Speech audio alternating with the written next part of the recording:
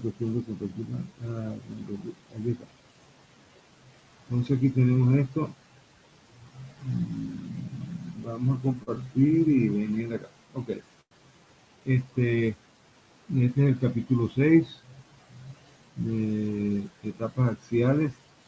Vamos a irnos acá.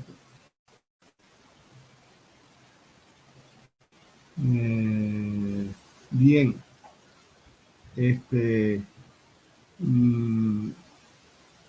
Todos hemos visto que cuando un cuerpo, ¿no?, se sumerge, o un cuerpo inmerso en una corriente de fluido, la corriente de fluido arrastra al cuerpo.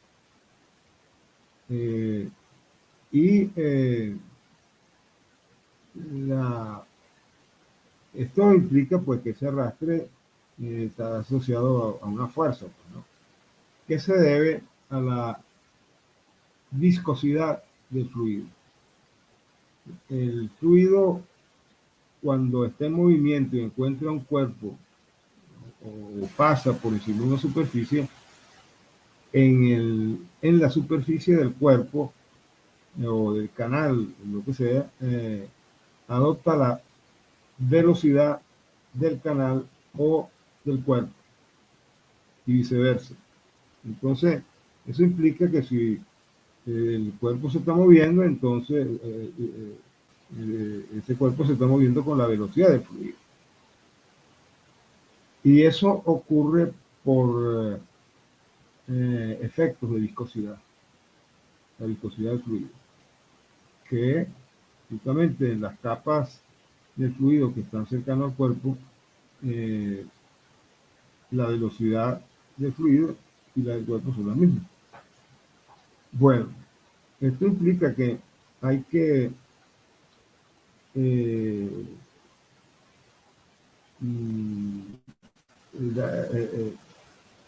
conocer un poco más la relación entre el movimiento del fluido y el arrastre del cuerpo. Y entonces se nos presenta la situación que tenemos que caracterizar el movimiento del fluido. Entonces el movimiento, ¿cómo lo caracterizamos? Bueno, en mecánica de fluido, ustedes lo vieron, con el número de Reynolds. Y también vimos que el número de Reynolds está definido para un tubo, para flujo dentro de un tubo, de una manera. Y esa manera es una manera inicial, como Ludwig Prandtl, que fue el que planteó esto, caracterizó ese movimiento y el número de Reynolds. Ese número de Reynolds es el cociente de dos fuerzas. Uno, que son las fuerzas de inercia que están asociadas a la velocidad del fluido, y la densidad, pues la masa del fluido. Entonces, el número de Reynolds, ¿cómo se llama? Caramba, no estoy centrado todavía en eso. Es el cociente entonces, de la densidad por la velocidad del fluido y por una longitud característica del ducto. En este caso, hace una tubería y tomamos el diámetro de la tubería. Y ese cociente se completa con el denominador, que se pone ahí, pues, las fuerzas asociadas a la viscosidad del fluido. ¿Y cuál se pone? Pues la viscosidad del fluido. Pues bien, eso permite caracterizar el fluido dependiendo de su velocidad, de la velocidad que tiene la corriente. A baja velocidad predomina las fuerzas viscosas. El número de Reynolds es, entonces, en este caso, bajo. O sea, porque las fuerzas de inercia son pequeñas, vamos a decirlo así, en relación a las fuerzas viscosas. Si la velocidad de la corriente aumenta, entonces se hacen importantes las fuerzas de inercia, es decir, el producto de la densidad por la velocidad. Y bueno, entonces en un tubo, eso es fácil de verlo. Es lo que nos interesa a nosotros aquí, porque hay un tipo de movimiento que en turomáquinas no tiene mayor, no tiene mayor importancia, como es lo que se llama un número de Reynolds muy bajo, con lo que se denomina como flujo rectante. Ya hay un flujo rectante, una cosa que va a muy baja velocidad y recta, pues, la palabra lo dice, pues, ¿no? Nosotros eso no nos interesa. Nos interesa dos tipos de corriente o de flujo.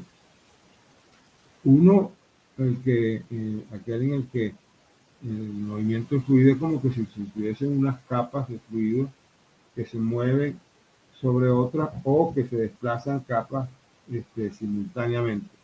Ese régimen de flujo se denomina flujo laminar.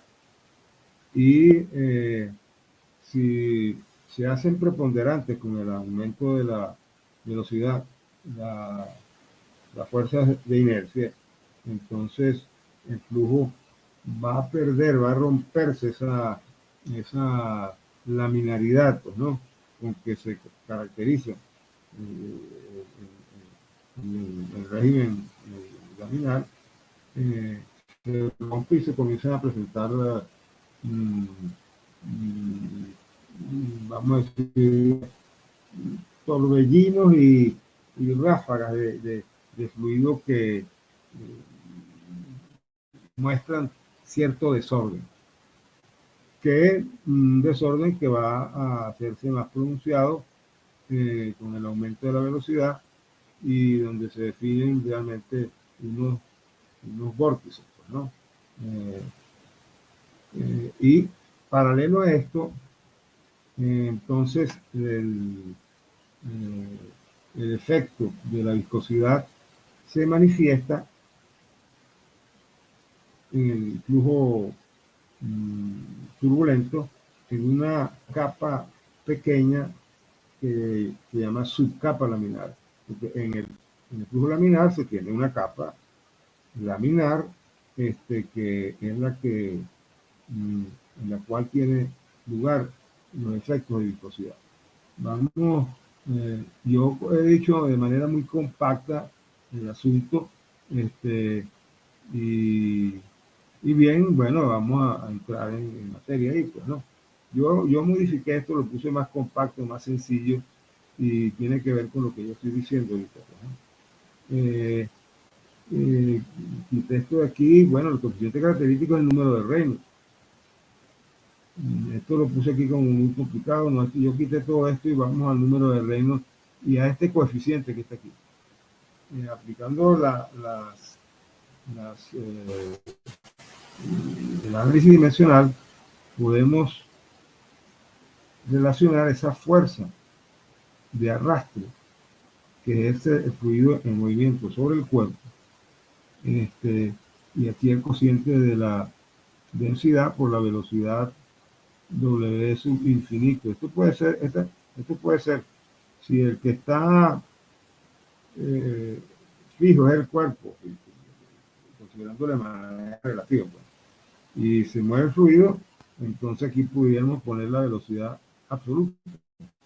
Y si suponemos que el fluido, el cuerpo se mueve y, y, y entonces la velocidad que vamos a considerar es la relativa, bueno, lo ponemos, es indiferente, en ese sentido lo que quiero decir. Lo que está entre paréntesis acá es lo que se llama la energía cinética, que es la densidad por la velocidad al cuadrado dividida entre 2. Y eso se está multiplicando para determinar la fuerza a partir de la energía cinética por el producto de dos longitudes que caracterizan al cuerpo sumergido, pero inmerso en el fluido de movimiento. Pueden ser, bueno, dos longitudes que determinen, por ejemplo, en este caso, si estamos hablando de los efectos de viscosidad sobre la superficie del cuerpo, este producto determinaría, por comodidad, pues se hace así, un, un, el área de una superficie del cuerpo. Pues bien, y con el análisis dimensional llegamos a obtener estas variables acá, pues, ¿no? Adimensionales. Este aquí es el inverso del número de Reynolds. Esto que está aquí, esto está equivocado. Esto está equivocado. Aquí, esto va en la densidad arriba y la viscosidad abajo. Esto está mal, pero bueno, yo esto lo corregí, pues, o sea, y quité esto que está aquí y dejé solamente B sobre L, que es el otro coeficiente capaz, y este no lo pongo, porque me interesa eso ahorita lo que vamos a ver, eso lo vemos después. Entonces, se define un coeficiente de, de arrastre, que es el cociente de la fuerza de arrastre sobre la energía cinética multiplicada por el área, de un área característica pues, de la superficie. Esto no lo tomamos en cuenta ahorita porque no nos interesa. Lo quité. Lo que sí interesa es el número de Reynolds, que es el inverso de esto que se quita. Esto sí está mejor. Esto está mejor puesto aquí. Y sin embargo, bueno, esto tiene que ser así como está aquí. ¿Dónde está? Yo tengo un desastre ahí. Lo que va acá, si es inverso, es mío acá. Rho por W por infinito. Esto sí está bien. Rho por la velocidad por una de las longitudes que consideramos antes. Una longitud cualquiera. En el caso de la tubería es el tubo. De la tubería es el diámetro del tubo. Pero nosotros en tubo máquina nos interesa no solamente el flujo en un canal, en el cual veríamos una longitud de referencia, sino interesa también y sobre todo, pues en este capítulo, en este tema, el flujo sobre una superficie. Entonces, utilizamos esta referencia, que es una longitud que después ahora la vamos a definir, y no tomamos más nada en cuenta de los gráficos. Bien. Entonces, como vemos que hay dos regímenes de flujo que son significativos en turbomáquina debido al número de Reynolds que tiene lugar en el flujo en turbomáquina, entonces conviene pararnos un poquito en cómo se manifiesta el flujo laminar y el flujo turbulento en el caso del flujo sobre un cuerpo, o lo que llamamos también en mecánica de fluido, flujo exterior, flujo externo. Esto lo mencioné ya, pues no. Aquí tenemos una representación de lo que sería un flujo laminar. Y este también. Claro que aquí es un caso transitorio, pero bueno. Entonces tenemos flujo laminar, un flujo en el que tendríamos aquí C sub X, debiera poner ahí, ¿no? El flujo en la dirección, en una dirección específica, X, pongamos, que depende del tiempo. Y aquí si el flujo es laminar y lo podemos depender del tiempo o referirnos al tiempo, vemos que esa velocidad es constante. Y si no es constante, puede tener oscilaciones. Pero aquí yo tengo representado esto distinto. Bueno, no distinto, le puse aquí como un ejemplo. Y aquí se puede sacar un promedio que sería como si estas oscilaciones no son muy pronunciadas. Entonces, eso permite ahí definir, hablar de un flujo laminar estable, como este que está aquí, flujo laminar estable, Y aquí teníamos un flujo laminar transitorio, es decir, que puede regresar a esta estabilidad, porque esto no se estabiliza. Entonces, muy bien. Pero el flujo turbulento pasa de esta situación a uno, no sé si por aquí lo tengo, bueno, no importa, vamos a describirlo con conceptos, ¿no? En el flujo laminar, el flujo turbulento, se comienzan a presentar, vamos a decir, algunas ráfagas, o sea, un intercambio de masa, ¿no? Entre algunas zonas de flujo y otras. Intercambio de masa que está asociado a un, al momento, un intercambio también de momento, un intercambio de cantidad de movimiento. Este, eh, entonces, como estamos caracterizando esto con un número de Reynolds, vamos a decir, bueno, ¿cuánto vale ese número en un caso y cuánto vale en otro? El número de Reynolds fue originalmente definido, como sabemos el curso de mecánica de fluidos, en relación a un tubo. Y en ese caso, ¿dónde está acá? Bueno, está definido como yo lo puse ahí arriba, pues, ¿no? Rho por C sub infinito por la longitud, dividido entre 1000. Si se divide la densidad entre Rho, entonces quedaría la velocidad por la longitud dividido entre nu, que es la viscosidad cinemática. Igual, en todo caso, en un tubo, para número de Reynolds menores que 1000, y también pues puede, dependiendo de la rugosidad de la superficie, puede llegar también a 2000 y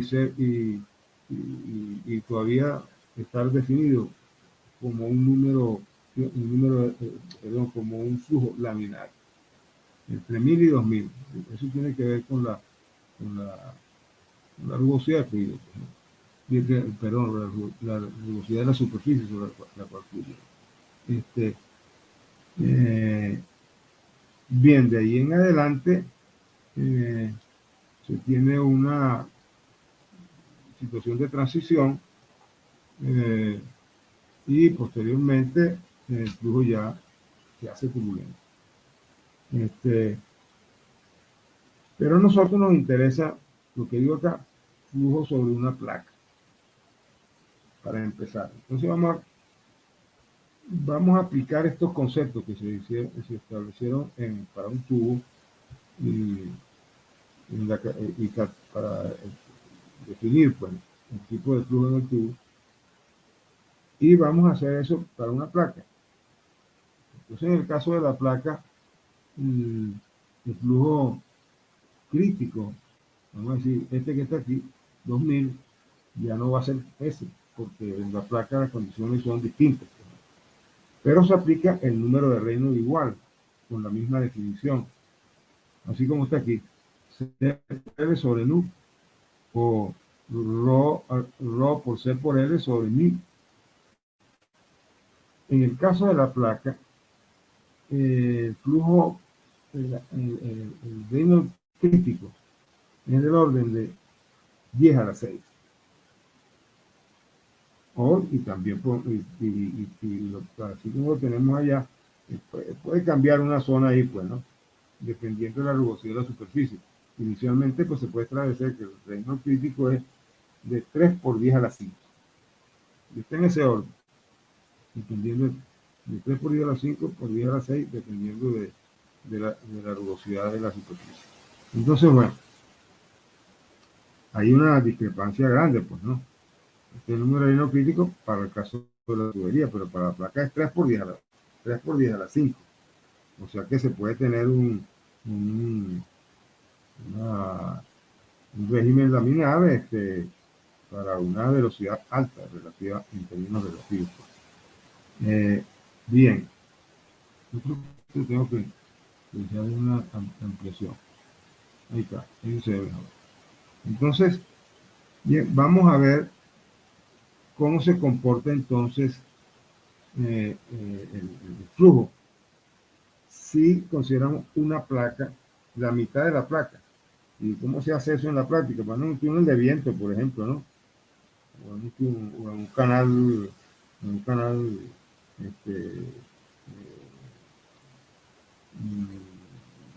de pruebas en el caso de fluidos incompresibles.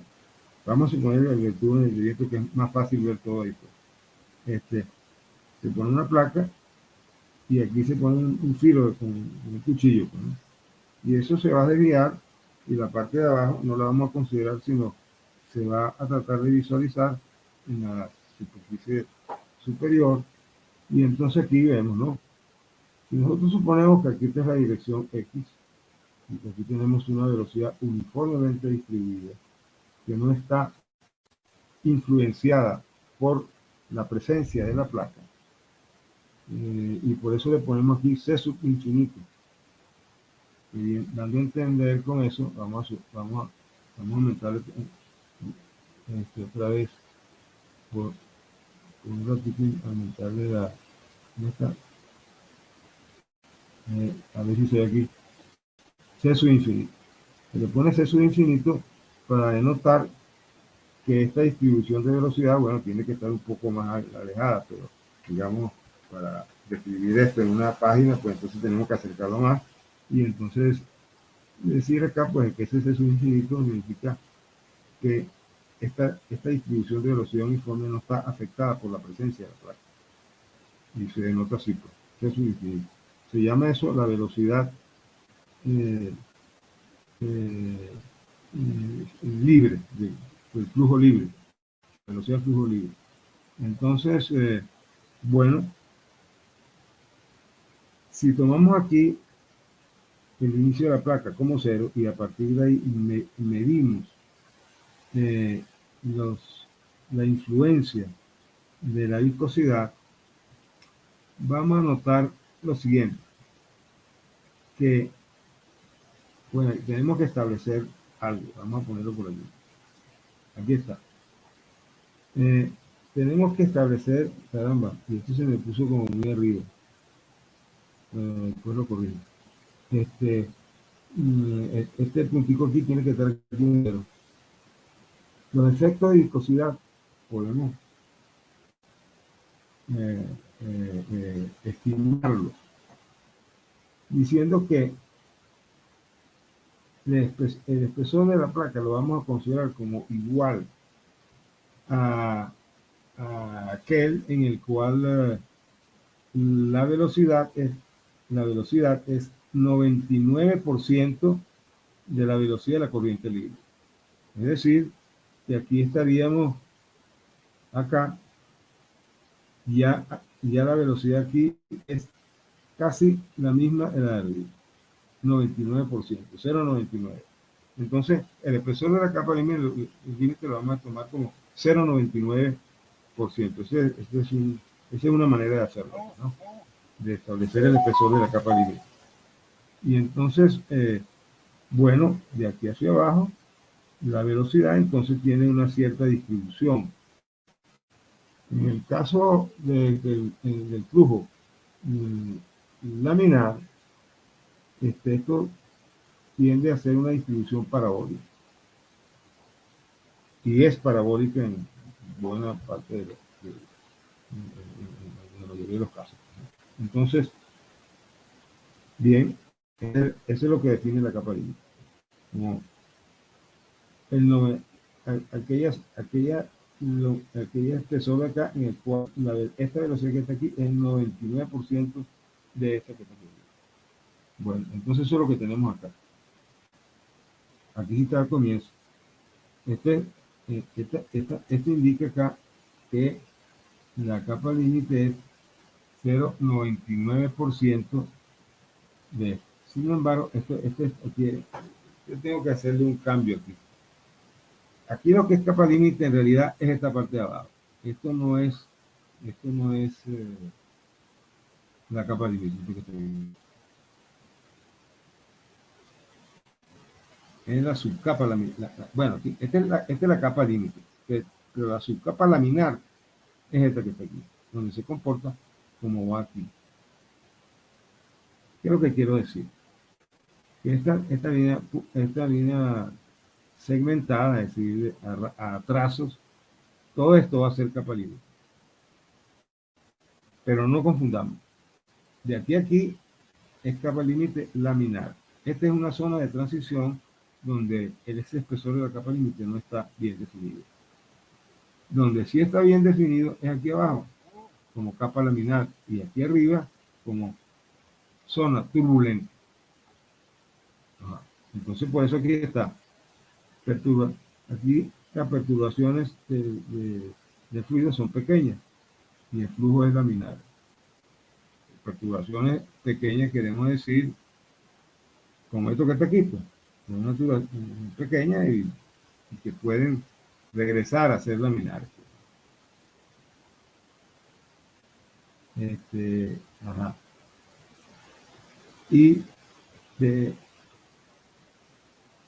después el número de Reynolds, con esto constante aquí, en una placa, el número de Reynolds va a aumentar con X y T, porque justamente tenemos que el número de Reynolds es esto, aumenta con L, que L en el caso de la capa límite en una placa es X, esta X que está acá. Al aumentar X, entonces va a aumentar esto que está aquí, la L. Entonces, el reino crítico aquí, ese que dijimos antes que es 10, 3 por 10 a la 5, es decir, 300.000. Un número de 300.000 en una placa es el crítico. Hasta ese valor, el flujo puede ser laminar. A partir de ahí, se tiene una zona de transición donde, bueno, lo que hay son ráfagas, pues, ¿no? Intercambio de masa. Y posteriormente se presentan vórtices ya bien definidos, y aumenta el espesor de la capa límite para el caso turbulento. Bueno, vamos más adelante. Y esto, bueno, ya está escrito ahí, esta zona de acá es una zona de transición, y vamos a ver cómo se manifiesta eso. Ya esto lo definimos acá, en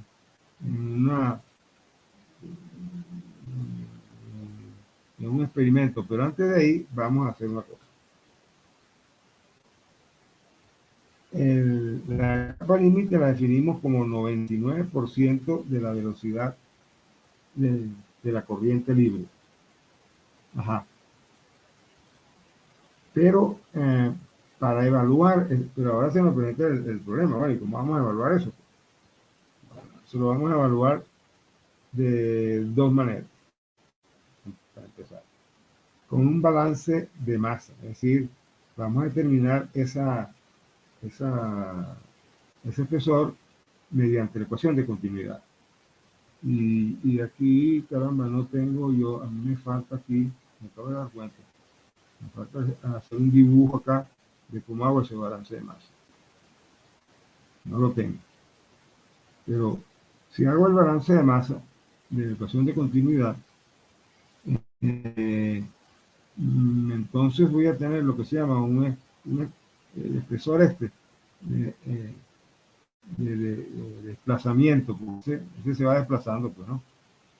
A medida que aumenta X aquí. Y obtengo un espesor basado en un balance de masa. Y obtengo este espesor, que es 1 sobre F sub infinito integral entre C y infinito de F sub infinito menos C por diferencial de I. Ok. La siguiente forma de definirla es mediante un balance de momentum o balance de cantidad de movimiento, que también sirve. Entonces, pero ahí el espesor de la, de, de la capa límite se determina como 1 sobre su infinito al cuadrado multiplicado, bueno, multiplicado por la integral, que este es el cambio de momento, eh, por c sub infinito menos c por c por diferencial de I. Entonces, en estas tres formas, ¿no? Bueno, la otra hay que tiene que ser experimental para decir, bueno, vale tanto. Y aquí, bueno, eso se determina mediante cálculo. Y vamos a verlo cómo se hace. Entonces, bueno, vamos a ver cómo se hace.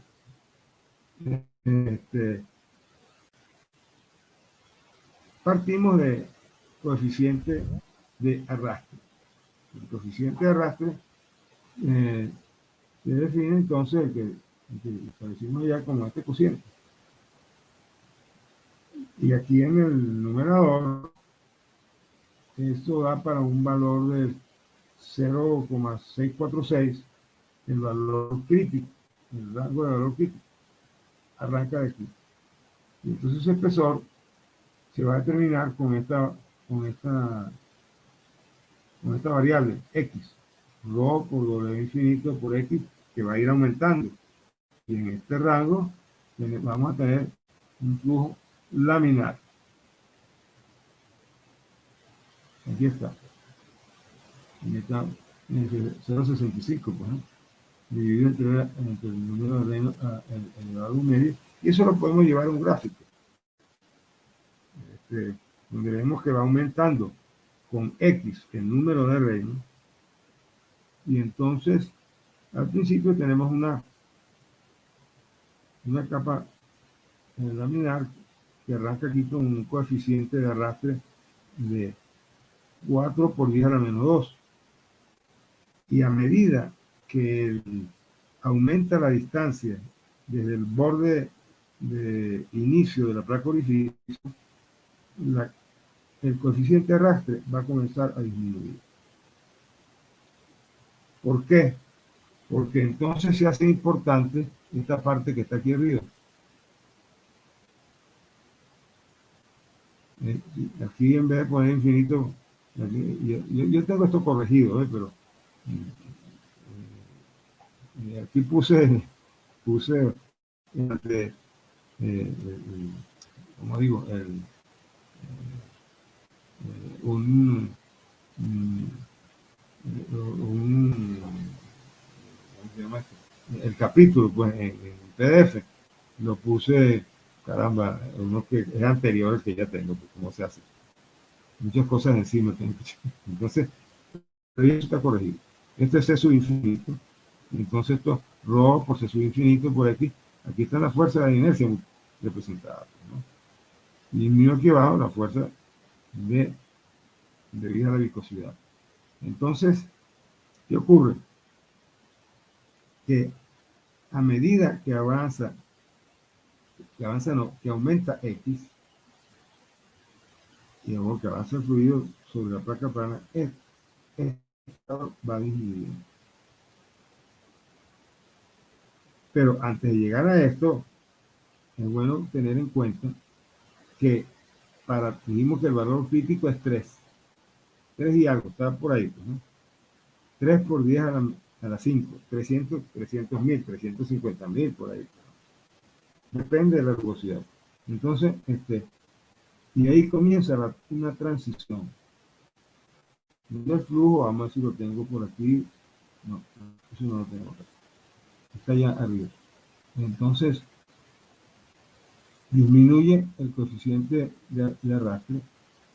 Pero aquí, para el valor crítico, voy a recordar que es muy distinto al del tubo. El tubo, el valor crítico está en 2000, pero este es 300.000, 300 y algo, pues, ¿no? Varía según la velocidad.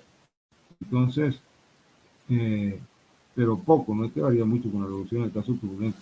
Entonces, ¿qué pasa? Que aquí, si venimos con régimen turbulento desde el inicio, que también se puede hacer, pues, ¿no? Entonces, aumentando la velocidad simplemente, ¿no? Entonces, arrancaríamos acá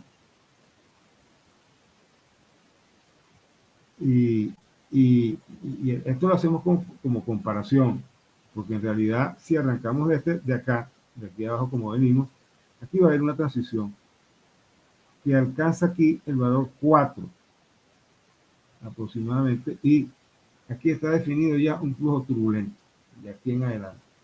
Aquí lo que hay es transición. Pues bien,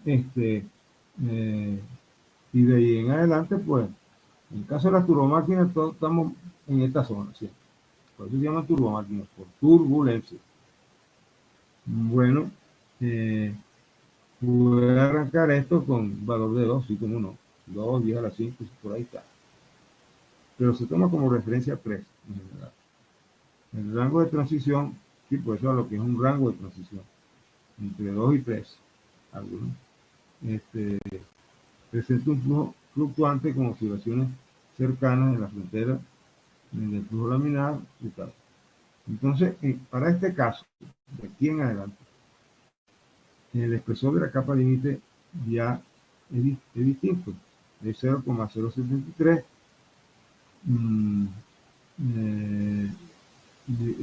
dividido entre el número de Reynolds elevado a un quinto. Ya no es a un medio, sino a un quinto. ¿Y cómo se calcula eso? Bueno, eso se calcula por aquí. Con estos valores. ¿Dónde está? Caramba, tan difícil. No los tengo aquí, pues. No los vi antes. No. Ah, no, está más adelante. Está por aquí. Los valores. Aquí está. Se pueden determinar con, bien sea con el balance de masa o con el balance de momento. Y dan aproximadamente cercanos. No exactamente, pero sí cercanos. Y bien, y nosotros entonces, la mayoría de los casos, lo evaluamos de aquí en adelante. Bueno, ajá. El rango de transición, la capa de aquí. Pues bien, para el flujo turbulento, el coeficiente de arrastre se suele estimar con la expresión esta que está aquí. Y el espesor de la capa límite con esto que está acá. Ya para el flujo turbulento bien definido. Ajá. Eso es para la placa plana paralela al flujo. Entonces a nosotros nos interesa ver 3 casos. El de la placa plana paralela al flujo y el de la placa plana ortogonal al flujo y el caso de un cilindro ortogonal a, a la dirección del flujo. Vamos ahora con la placa ortogonal, que nos interesa esto para comparar después con el caso de los álabes de una turbomáquina. Si la placa en vez de estar en la dirección del flujo es ortogonal, entonces vamos a tener la siguiente situación, que aquí se forma una capa límite muy pequeña, que llega hasta la esquina esta de acá, y ahí desaparece. Eso es lo que nos dice, esto se determina experimentalmente, atención. Si aquí, la capa límite llega hasta aquí, esto quiere decir que aquí en adelante pasa algo. Lo que pasa es que el arrastre de la placa, si tenemos una placa que la vamos a decir desplace por efecto del movimiento fluido que incide sobre la placa, entonces decimos, bueno, ¿qué pasa aquí? Aquí ya no, el arrastre no es debido a la viscosidad, es debido a la forma del cuerpo, a su posición respecto del flujo. Y entonces, ¿qué es lo que arrastra aquí el cuerpo? La diferencia de presiones entre el frente de la placa y la posterior. Eso es lo que arrastra aquí. Entonces tenemos dos extremos. Para este caso, el de la placa plana, coincidiendo con la dirección del flujo. Entonces aquí se presentan una serie de cosas complicadas que, bueno, que ya sabemos, ya hemos definido cómo es y experimentalmente se puede definir todo esto. Mientras que si la placa es así, ahí no hay cuenta. Ahí lo que ocurre es que eso es constante a lo largo de toda la placa. Pues.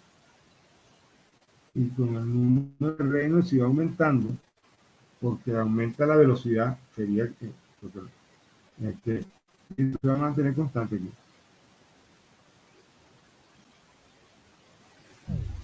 Entonces tenemos un caso bien distinto.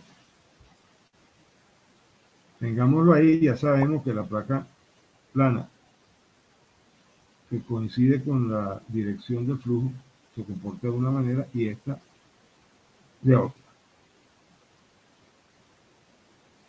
Bueno, vamos a ver un caso en el cual no sea ni la placa plana ni la paralela al flujo ni la ortogonal. Y pongamos un cuerpo como un cilindro que vamos a decir que este cilindro lo vamos a disponer ortogonal al plano del pizarrón. Perdón, al plano del pizarrón, digo yo, ortogonal a la dirección del flujo. Bueno, y vamos a suponer un cilindro liso y después vamos a suponer un cilindro rugoso. Bueno, en este caso, para el número de Reynolds menor que 1, el flujo es rectante. Eso no nos interesa. Voy a borrar esto de aquí porque lo que más me interesa flujo turbulento o flujo laminar. Puede ser. Entonces, aquí, en el caso del cilindro, se nos presenta lo siguiente. No se parece ni a la placa plana, que coincide su orientación con la dirección del flujo, ni la ortogonal. Pero vamos a decir que esto es como que si fuese una situación intermedia, ¿no? Que lo es, pero es más complicado de analizar en todo caso. Entonces, fíjense lo que ocurre aquí. Aquí ocurre que aquí hay un punto de estancamiento acá. Ese caso se presenta aquí en esta placa plana. Aquí hay un punto de estancamiento. Muy bien. Ese no se presenta aquí porque en este caso lo que hay es un filo de cuchillo ahí, pues, ¿no? Y ahí, bueno, hay un estancamiento ahí microscópico, vamos a ponerlo de esa manera. Si eso está bien, el filo es de un filo fino. Pues. Entonces,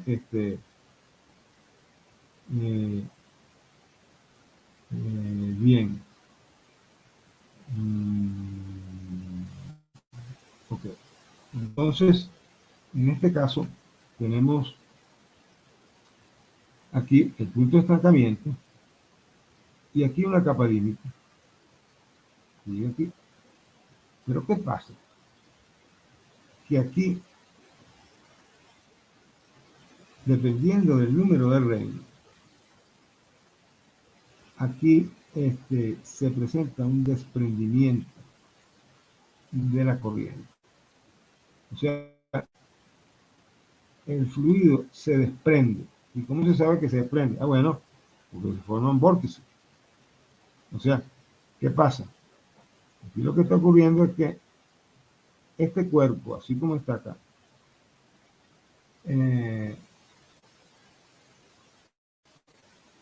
presente, o en este cuerpo, sobre el cual fluye aire o líquido, que sea, hay un aumento de presión, hay un proceso de difusión aquí. La presión que va acá va a aumentar. Y entonces hay un pequeño aumento del espesor de la capa límite asociado a esto. Pero si la presión crece suficiente, esa presión va a vencer a las fuerzas de inercia y esta línea de corriente, vamos a decirlo de esta manera, bueno, esta es una línea de corriente, no creo que lo que quiero decir de esta manera es que la línea de corriente se separa de el cuerpo.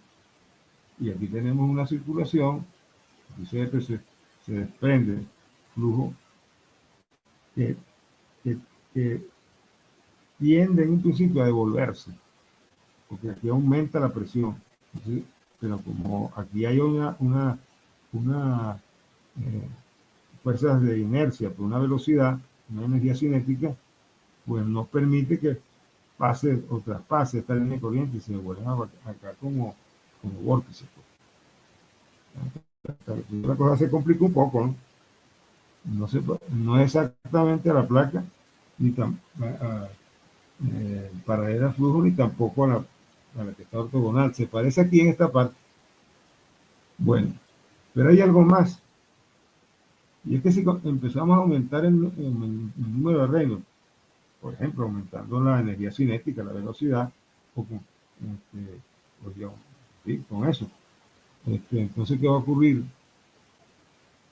Que con aumentar la velocidad, la capa límite va a extenderse debido a que se hace más importante los efectos de viscosidad. Entonces, así la cosa, sí. Aquí tenemos punto de estancamiento y aquí tenemos un punto de separación. Separación de flujo. Así que lo tengo con eso. Separación. Capa límite. Y punto de estancamiento aquí. Entonces, ¿qué pasa?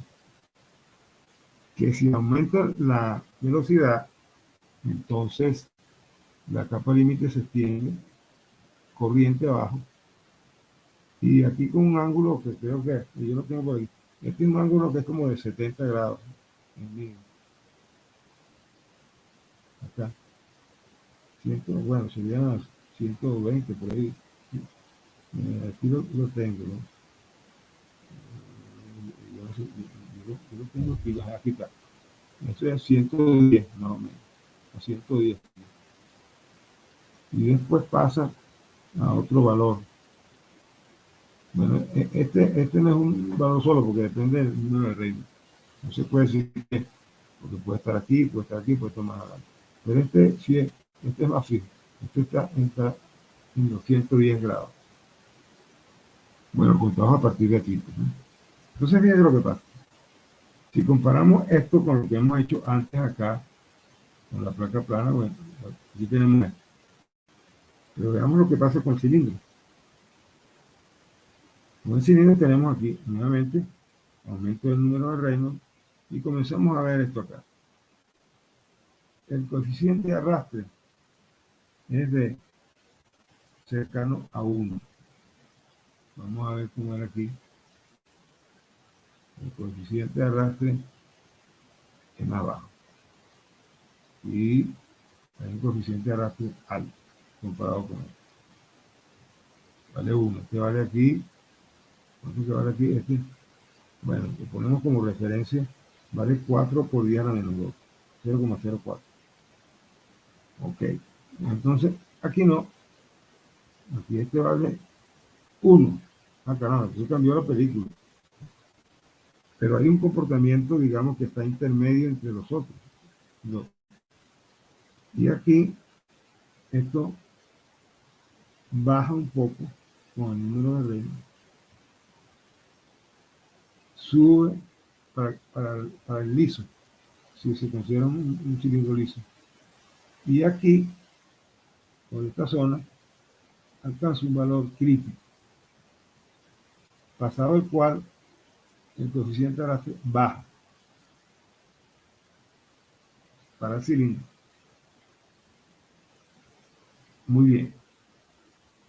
Si tenemos un cilindro rugoso, entonces va a ocurrir que esto puede ser que coincida un poco con esto acá. Pero eso varía con el valor de la rugosidad. Entonces, para no meternos en eso, vamos a decir, arrancamos aquí, que tiene un valor menor que 1 para un cilindro perfilado, que se le da un perfil.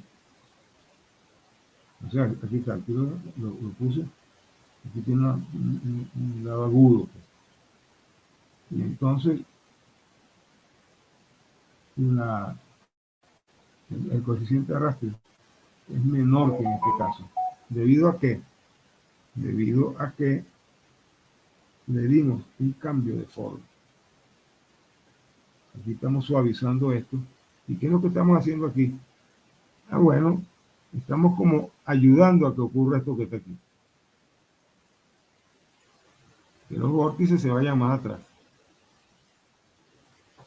Ajá, ¿cómo estamos haciendo? Con un cambio geométrico. Bueno, aquí en este caso, ayudamos a que la estela de vórtices, que la pongo aquí, se haga más fina. Porque mientras más amplia sea la estela de vórtices, eso implica mayores pérdidas. Entonces, ok. Bueno, esto es un resultado bien importante. Que si se le da un perfilado al cilindro, entonces baja el coeficiente de arrastre. Este,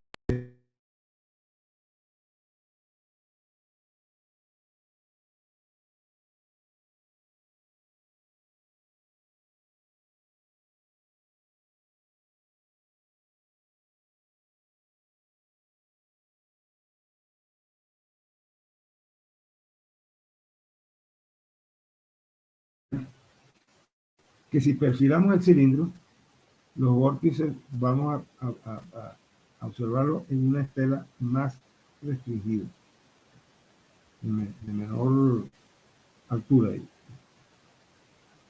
Muy bien. Y que eso entonces significa una disminución del coeficiente de arrastre. ¿Por qué nos estamos preocupando del coeficiente de arrastre? Ah, bueno. Porque el coeficiente de arrastre es el que se usa en todas las aplicaciones de ingeniería para algo importante. Por ejemplo, si un automóvil está andando en una carretera en sentido horizontal, cuando aumenta la velocidad, aumenta la resistencia al avance por diferencia de presiones, como en el caso de la placa plana. Pero si le damos una cierta forma al automóvil, a lo que se llama el carenado del automóvil, la carrocería, pues, pero eso no tiene fluido, no tiene sentido la carrocería, pues, sino el carenado, lo que está en contacto con el aire. Y entonces, bueno, si le damos una forma conveniente, entonces baja la resistencia. ¿Y en qué se traduce eso? Disminuye el consumo de gasolina. Ah, bien. Y además, también podemos vincularlo con la potencia que debe tener el motor. O sea, hay carros para los cuales llega un momento que la potencia no va a dar para vencer la resistencia. Entonces de ahí no da más. Entonces tiene que ver con la potencia del motor y tiene que ver con la velocidad del automóvil. Eso es fácil de ver. Bueno, estas cosas juegan un papel en la turbomáquina. Así de sencillo. Mucho antes de que existiera el automóvil, ya se fabricaban turbomáquinas. O sea, turbinas a vapor, sobre todo y turbinas hidráulicas. Entonces ya estas cosas se conocían. Entonces, esto nos conduce a diseñar perfiles con objeto de hacer más eficiente la conversión de energía en turbomáquina. ¿Para qué? Para que la arrastre sea menor. Ah, muy bien. Entonces vamos a ver cómo es eso. Eso nos plantea tratar lo que se llama la teoría del ala portante. Eso lo vamos a ver aquí someramente, pues, ¿no? Porque tengo que ir a cosas de escuela. Bueno, aquí tenemos un ala que tiene forma de ala portante, pues. Y aquí la perfilamos bien, haciéndole caso a todos estos experimentos que vimos aquí. Pues. Entonces, perfilamos esto, aquí se va a reducir los vórtices en ese sentido, pero aquí van a aparecer otros vórtices. Aquí lo reducimos aquí, ponemos una salida suavecita. Ah, muy bien, eso es importante. Pero si es un ala, acá vamos a tener otros vórtices que se forman lo que se llama una estela de vórtices, pero no son estos que están aquí. No son estos, porque estos están en dirección ortogonal al eje del cilindro, mientras que estos vórtices que están en la dirección, son otro tipo de vórtices. Eso se llama un anillo. ¿No? En inglés dice que son un casquillo de vórtices. Bueno, ok.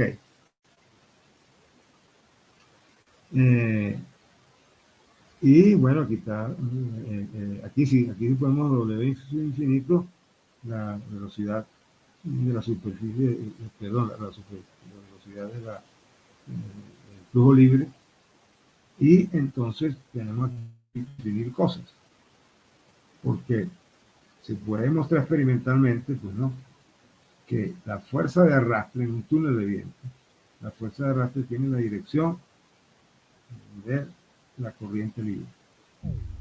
Pero iba a pasar otra cosa, y es que si este cuerpo, este perfil, lo colocamos con un cierto ángulo respecto a esto, va a aparecer entonces una fuerza de sustentación que empuja hacia arriba el perfil. Ah, bueno. Muy bien. Entonces eso sí nos interesa a nosotros. Que sea S grande y A pequeño. Y que entre los dos este ángulo sea pequeño. Esto aquí se llama ángulo de planeo. Ah, ángulo de planeo porque si tú tienes un ala y que no está avanzando, que avanza como un ícaro, exactamente, un ícaro, no hay ninguna hélice, ninguna propela de por medio, nada de eso, un ícaro. Entonces tiene esta ala, ala, que si esto va con una cierta velocidad, este ala se va a inclinar. Pero se va a inclinar de manera que ella va a deslizar por su peso, porque aquí tiene un peso. Esta que está aquí, tiene un peso. Eso se va a inclinar y va a tender a descender en relación a esta velocidad. Si aquí tenemos una velocidad que va aquí, un horizonte, un horizontal. Y resulta que eso que está aquí es el ángulo de planeo. Por eso se llama así. Muy bien. Entonces, en el caso de la turomáquina, nosotros vamos a ver la teoría del ala portante, que es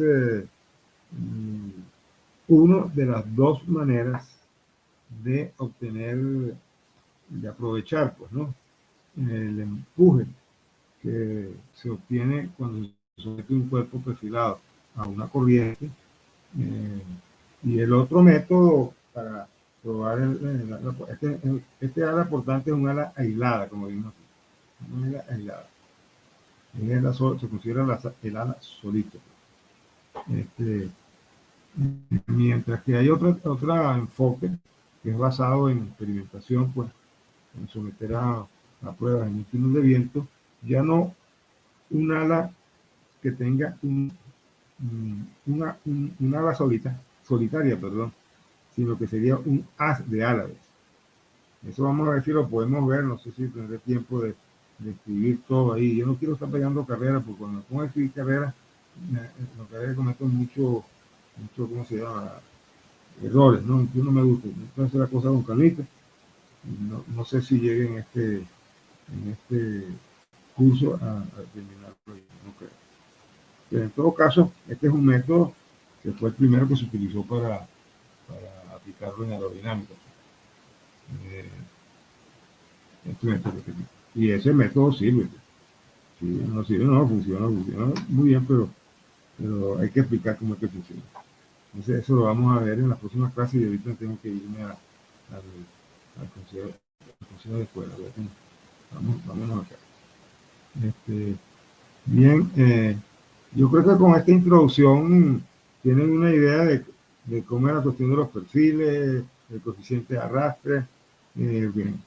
En el caso de los aviones, ¿por qué interesa el coeficiente de arrastre? Ah, bueno, por las mismas razones que interesa conocer en el caso de un automóvil, porque eso define la potencia que deben tener los, eh, el efecto propulsivo pues, de la planta propulsora del avión, ¿no?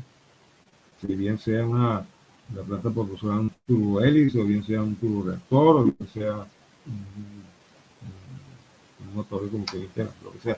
Eso define la potencia, pues al revés, porque inicialmente, lo estoy diciendo al revés de cómo ocurre en la práctica. ¿Qué es lo que ocurre en la práctica?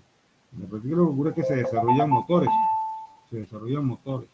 turboreactores, por ejemplo, en el área de turbomáquina, o turbopropulsores en turbomáquina. Eso toma mucho tiempo hacerlo, toma años, poner a punto un turboreactor. Entonces, cuando se tiene ese turboreactor, dice, bueno, ¿qué aviones puedo yo propulsar con eso? Digo, mover con eso. Entonces, bueno, eso depende del diseño del avión que le dé. Y entonces, ahí entra en juego el arrastre sobre las alas, el arrastre sobre el fuselaje, y bueno, así es que se determina esto. Vamos a, vamos a ponerme yo aquí, pues, ¿no? Ah, ok. Entonces, eh, la clave del asunto ahí es determinar el arrastre y determinar la sustentación, en el caso de los aviones, en la aerodinámica. Bueno, y exactamente eso es lo mismo que se hace en turbomáquina. O mejor dicho, se hacía así en turbomáquina antes de que los hermanos Wright volaran un avión. Porque antes de que los hermanos Wright volaran un avión, se tenían turbinas a vapor y turbinas hidráulicas que generaban electricidad, que se habían diseñado con esta tecnología. Y esta ingeniería había sido desarrollada en el campo de la electricidad, que vino antes que la aerodinámica. Siempre, bueno, que es lógico. Tú no te vas a poner a decir, mira, yo quiero diseñar un avión así. Tú me haces un motor para esto, pues, ¿para cuánto quieres tú hacer? Ah, bueno, yo lo quiero para entre 6 meses. Ah, no, ese motor va a estar listo entre 3 años. ¿Me expliqué? Entonces, primero se desarrolla el turbomáquina, pues, la planta propulsora, y después vamos a ver qué aviones impulsamos con él. Así es que se hace la cosa. Se pone a punto, porque no va a poner en riesgo a la gente ahí. Bueno, estamos probando los aviones también. ¿Qué? No, así es la cosa. ¿No? Porque si estamos haciendo pruebas con el turboreactor y simultáneamente con la aerodinámica del cuerpo del avión y la sala, no, así no sirve. Entonces, bueno, ya, aquí les he dado una introducción a esto y se dan cuenta que primero vienen los motores, los turboreactores, con años de distancia. ¿Ah? El turboreactor toma años con ese punto. Claro, hoy en día mucho menos por el avance que se ha logrado en la dinámica del video computacional. Esa es la clave. Si antes tardaba 3 años, ahorita de pronto con uno puede ser. Y la cifra que le estoy dando por ahí, bueno, mire, vamos, yo voy vamos aquí, voy a tener, okay. Bueno, ya lo había hecho. Bueno, entonces, están todos ahí. No, yo para el... Sí, profe. Aquí seguimos. Para el lunes, ¿cómo les pareció esta introducción un poco a tranca y barranca? Porque tengo la cabeza teniendo lo que tenemos que hacer en el consejo de escuela. Pero sí, porque esto fue un tanto repentino que cambiaran eso sí. Pero la pregunta es, ¿ustedes percibieron lo que yo quise comunicar de que esta evolución así de la placa plana a la placa plana, digamos, para ir a la dirección de flujo, la ortogonal y el cilindro? ¿Vieron cómo se va aplicando la mecánica de fluido al punto a llevarla al punto de que tenemos que tener un perfil aerodinámico, perfil hidrodinámico, en el caso de las máquinas que manejan fluido incompresible? Eh, bueno, ha quedado claro ese asunto de que tiene que ser perfilado ¿por qué Sí, tiene? profe. Sí, quedó claro, así también como quedó claro cómo el número de Reynolds afecta también la Claro, dinámica del fluido dentro de la claro, máquina. claro, claro. Y que, por ejemplo, en el caso de un avión, tú estás hablando de un aerogenerador de 300.000. Y tú puedes tener de pronto un avión con flujo laminar en el aire. Tranquilo. Después vamos a ver una cosa, la próxima clase, bien, bien, bien importante, que es el detallito que falta para comprender cómo se sustenta un avión o cómo es el asunto de la potencia que se le comunica a una turbina hidráulica para accionar a un generador eléctrico. Que fue lo primero que se usó, que se hizo. ¿Con cuántos años de anticipación? Yo diría cerca de casi 40, por ahí, por ahí. Porque aquí en Venezuela, la primera planta eléctrica con turbina de vapor fue, y la turbina hidráulica viene más o menos por ahí cerca, aquí en México. Fue a fines del siglo antepasado, el siglo XIX, a fines del siglo XIX. La primera turbina de vapor que se instaló en Venezuela se instaló en Maracaibo, y creo que fue en 1980, por ahí. O sea que nosotros siempre estábamos a la moda en estas cosas. Pero bueno, últimamente no estamos tan a la moda. La universidad tiene que ponerse a la moda. O sea, actualizarse, como no sé qué hacer.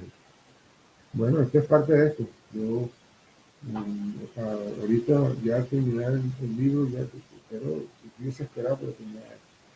Pero no me puedo poner a hacer las cosas de la carrera porque no me salen bien. Que estas cosas no son tan fáciles de hacer a la carrera. Ustedes se imaginen, ¿no? Bueno, entonces nos vemos el próximo lunes, y el próximo lunes les voy a entregar el material para hacer la tarea. ¿Ok? Bueno, pues, pasen un buen fin de semana. Hasta luego. Que estén bien. Bueno, pues.